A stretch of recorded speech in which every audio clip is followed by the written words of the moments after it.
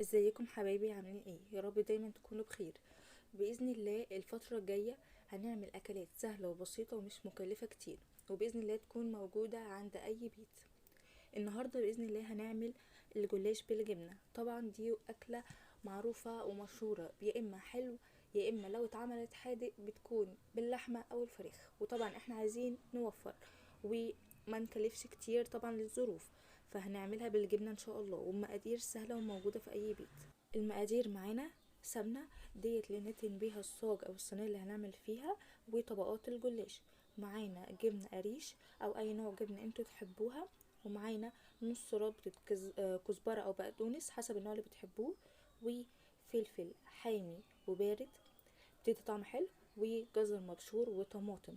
انا بحب الطماطم عامه في اي وصفه بعملها، بس اهم حاجه في الوصفه دي ان الطماطم تكون ما فيهاش ميه عشان ما تفرولش الجلاش وتطريه. ومعانا ذره ملح، ومعانا اي نوع لفة جلاش بتحبوها، ومعانا كوباية لبن وبضاية عشان دول اللي هنسقي بيها الجلاش بعد ما بيتعمل. واهم حاجة البضاية تكون بدرجة حرارة الغرفة او اقصى حاجة تكون ساقعة شوية. نبدأ بقى بإذن الله بالطريقة. ومعانا البولة اللي احنا هنحط فيها المكونات دي كلها ونخلطهم. دلوقتي انا حطيت الطماطم والجزر والملح والجبنة والفلفل، دلوقتي هحط عليهم البقدونس ونخلط كل دوت ببعض ونقلبهم كويس مع بعض. طبعا الطفل لو في حاجة من المكونات دي مش بيحبها هيحبها في الوصفة دي، لان اصلا مش هتبان وهيبقى الوان كتير. دلوقتي احنا جبنا صاج هندهنه من كل الجوانب، من تحت ومن الجناب، عشان الورق ما يلزقش منها.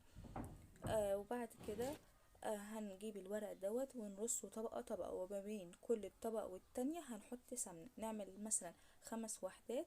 بعد كده نحط عليهم الخليط اللي احنا خلطناه مع بعض دوت، هنحطه عليه بعد ال5 ورقات. بالظبط. وممكن الورقة اللي انت هتحطي عليها المكونات ديت مش لازم تدهنيها.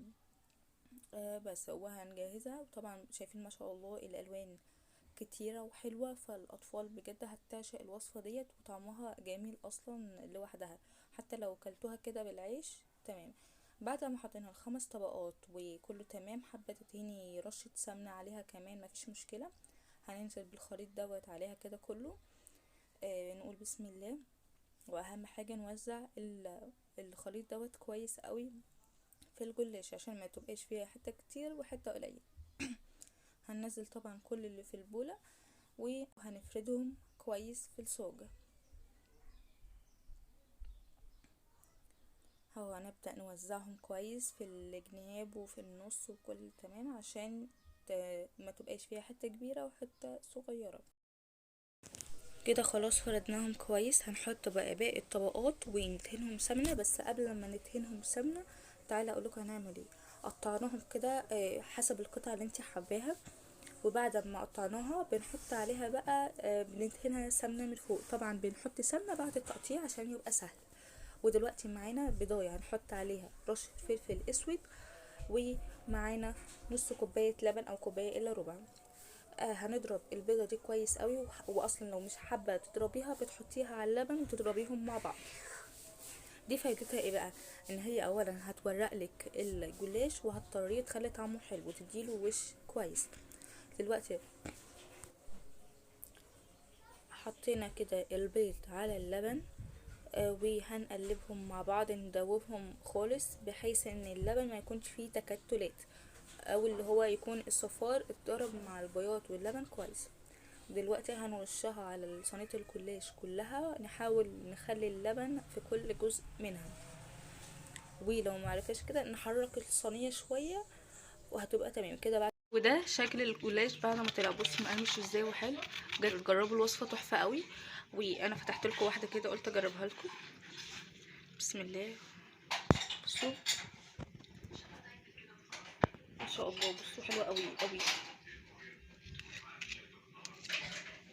ان شاء الله الوصفه تعجبكم، ونقدم معاها بقى مايونيز كاتشب اي حاجه تحبوها. طريقه المايونيز والكاتشب ان شاء الله في فيديو جديد هتشوفوه، هنزلها لكم قريب باذن الله. بجد ان شاء الله الاطفال هتحب الوصفه دي قوي. تعالوا اوريكم. نفتح واحده كده ونشوفها من جوه. طبعا هي سخنه فما قدرتش امسكها.